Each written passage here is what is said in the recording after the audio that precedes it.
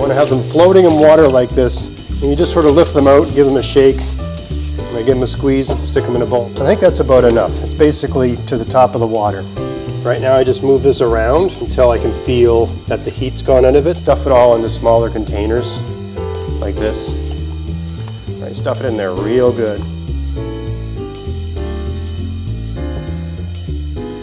Hi, it's Greg here with Maritime Gardening, and I believe I mentioned that I would do a video showing how I blanch and preserve my kale, so I'm going to do that. I've done a video before just showing like a sort of simplified way of doing it, but I've got a lot of kale, right?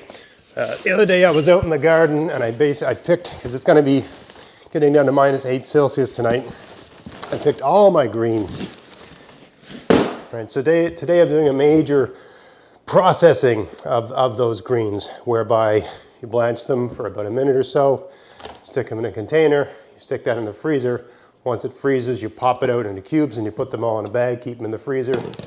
Any day you want to have kale for supper, you just take it out in the morning, leave it on the counter, and chop it up in the evening. So let me walk you through the whole process here. You got to have a big pot and put it on max. I've got, I don't know what size this pot is. I've got about, 2 liters of water, 2 quarts of water in this, so it's about half full, and like a tablespoon and a half, almost 2 tablespoons of salt, okay? So you get that boiling. While that's coming to a boil, you prepare your kale.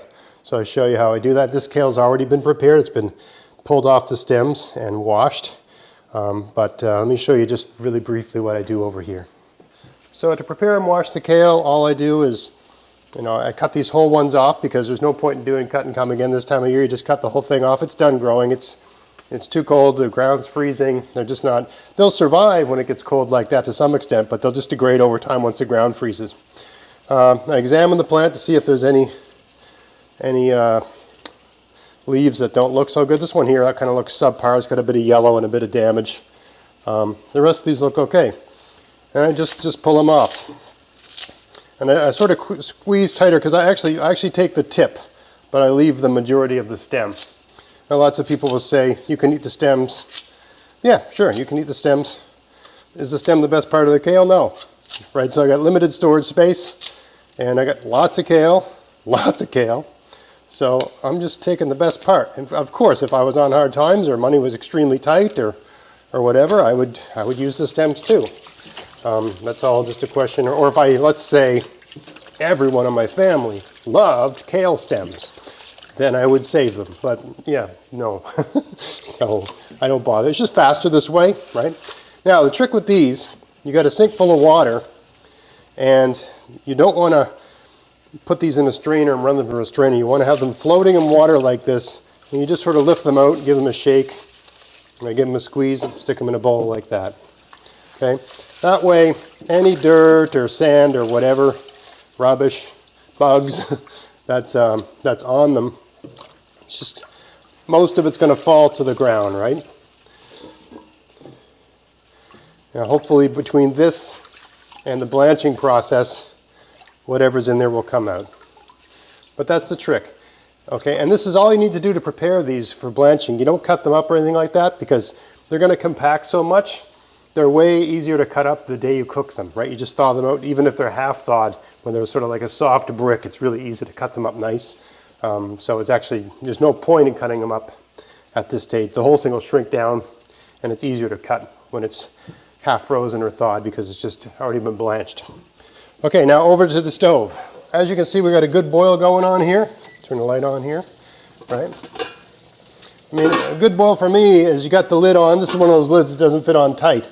But this is one of these, this is for cooking lobster, but I find it's great for doing that. I think it's also a canning pot. I know it's boiling because it can't contain the steam, right? And I can see in there's a really good rapid boil. So then I just put as much of this in as I can, almost filling it to the top, right? You put as much as the pot will accept. And you can see I'm taking these out of the bowl. There's a little bit left in the bottom here. If there's any dirt, it's in there, so you just discard that last little bit, right?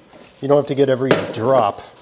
right? Because there's nothing worse than biting into dirt or a tiny particle of sand or whatever when you're eating kale. You feel like you're breaking your teeth, right? So I just discard the last little bit in whatever tablespoon or so of water that's in there, assuming that's going to get most of the grit or anything out. I think I can fit a little bit more in there. So basically you want to just keep adding kale until the water, I'd say this is actually more than half full, maybe 2/3 full. I think that's about enough. It's basically to the top of the water, right? I just move that around a little bit to agitate. It's on this, the heat's on maximum. Don't know what that is. Toss that. And put the lid back on. Okay. Now all I do is wait for that to start throwing steam out again. When it starts throwing steam out again, I know that it's come to a boil and it's basically time to cool the kale. Now, while that's going on, I'm filling up the sink with cold water. Because as soon as that pot of water and kale comes to a boil, I want to get it out of there and drop it in cold water to stop the cooking process. Right, so the reason you're bringing it to a boil is to just kill all the active enzymes and any sort of life that's associated with the kale, but not really cook it too much, right? You're just barely cooking it enough that it stops any sort of activity, life activity in the plant. Because even in a freezer, the plant can continue to sort of break down and degrade. So by blanching it in the cold water, or blanching it in boiling water with salt, it's basically accepted as the best way to store it. I know lots of people just throw stuff in the freezer, but I've had guests on my podcast from University Extensions explaining the whole science behind it. Basically, blanching and freezing is the best way to save your kale. And nutritionally, you really don't have much to lose from doing that. I've actually written an article on my Substack page, maritimegardening.substack.com. I think it's a free one, discussing why you really, yes, there is you do lose some nutrient value when you cook a green like a kale, but you don't lose everything. And by cooking it, shrink it down, so you actually end up eating more. And oftentimes you can actually get more nutrition because you're eating a greater volume of kale when it's been cooked. Okay, over here I can see that there's steam coming out through the lid now, so everything in here is 100 degrees Celsius. Normally when it comes to steam like that, I count to 20 or something like that just to make sure, but I've been talking, so it's time for this all to come out. So here's what we do.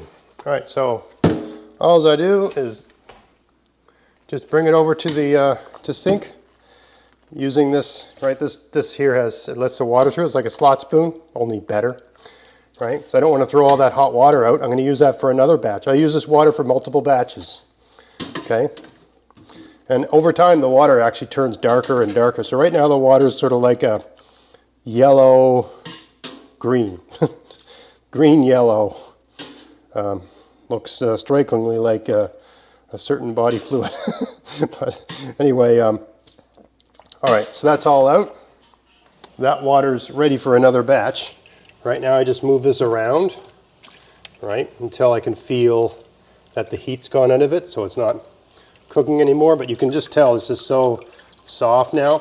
And even like this, it tastes really good, believe it or not, especially this time of year when we've had some frost. I mean, it's the middle of December, so this is the best time of year to harvest your kale anyway. Okay, so now the water's cold.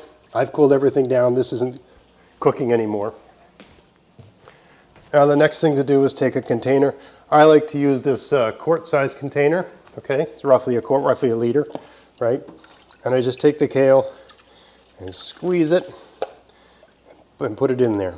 Right, I try to get as much kale into the container as possible. Right, so this is like an overflowing giant salad bowl worth of kale, right, that we're putting in here. This will all be one meal, right? Just one meal. Might even be able to put that in a slightly smaller container. You want to get it as small as you can. Now there's two logics to doing this. I can just have it like this, or I can cover it with water so it's sort of frozen in a brick of water. Arguably there's less oxygen when it's like that, right? But there's something to be said for, so it really depends on how wet it is. This is actually fairly dry. Anyway, I punch that down as tight as I can get it, right? Right. Then I put that in the freezer overnight, and the next day I just pop it out of the container and put all these little bricks in a plastic bag, right? Another thing you could do if you've got a lot of containers, right, is you can get it in there, right? Remember, this might expand a little bit because you do have some water there, but you can stuff it all into smaller containers like this, right? Stuff it in there real good, right? It doesn't matter that you're squishing it, okay? This is going to be a cooked green anyway, right? You stuff it in there, put the lid on, right? Just put that in the freezer and leave it like that. So it's really a question of how many containers you have. There are a lot of containers, you can just do this. If you don't have a lot of containers, just freeze it in something like this, pop it out, put it in plastic bags, take the bricks out as you need them.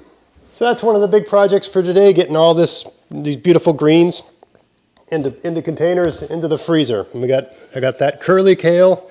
I've got this nice sort of leafy Siberian kale. It's like red Russian kale, but the stems are white, right? Oh, very mustardy tasting. I love this kale. And I also got a whole bunch of collard greens, right? And you know, I've already done the Swiss chard because usually I take the Swiss chard out of the garden earlier than the kale. It's not as tough. Swiss chard's cold tolerant, but it's not as cold tolerant as kale, Brussels sprouts, collard greens, that sort of thing. Anyway, that's how I do it for large production, right? Get some water going, a good volume of water going with lots of salt in it. Bring it to a boil. Take the greens off the stems, wash them real good. Throw them in the boiling water, put the lid on. When the steam starts coming out of the lid, I mean, if you read guidelines for blanching, they say, I think 3 minutes, something like that. But that's, I think if there's so much boiling activity going on in the pot once you put the greens in the boiling water, the water temperature goes back down because the greens are cooler than the water. Once it starts boiling again, and boiling so rapidly that it's forcing air out through the lid, my working assumption is that the kale is the same temperature as the water. So it's like 100 degrees Celsius, and it's killed everything that's killable in there, including the enzymes that break kale down, even while it's sitting in a freezer. So that's how I do it. It's quick, it's easy, and they still taste really, really good like this. You know, we use them right up until they're all gone, right? So if you plan things right during a growing season, you can have so much kale put aside that you really don't need to buy it. You know, usually for us, by the time end of March rolls around, we usually run out of it, and by then we don't want it. We're kind of tired of it, sort of thing, right? And we just switch to having other things. And we're looking forward to spring and having spinach and different things like that. But anyway, that's how I do it. I hope you found that interesting. If you did, please like, share, subscribe. And until next time, have fun in your garden, have fun in your kitchen. Thanks for watching. Hey folks, since so many of my viewers live in the USA, I've found a USA-based seed provider to partner with to help support the channel. Park Seed has been providing seeds to Americans for over 150 years.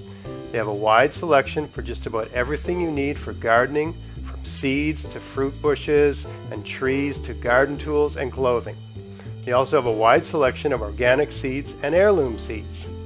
To help support my channel, simply go to my website, maritimegardening.com, and click the Park Seed link with the American flag on the right-hand side of the page. The link will take you to their website, and if you buy something after using the link to get there, I get a small commission on the sales. They have a great promotion going right now, which offers 15% off on your first purchase. So maybe check that out and give them a try for your next seed order. As always, thanks for watching. Thanks for everything you do to help grow my channel. We'll see you in the next video. Happy gardening.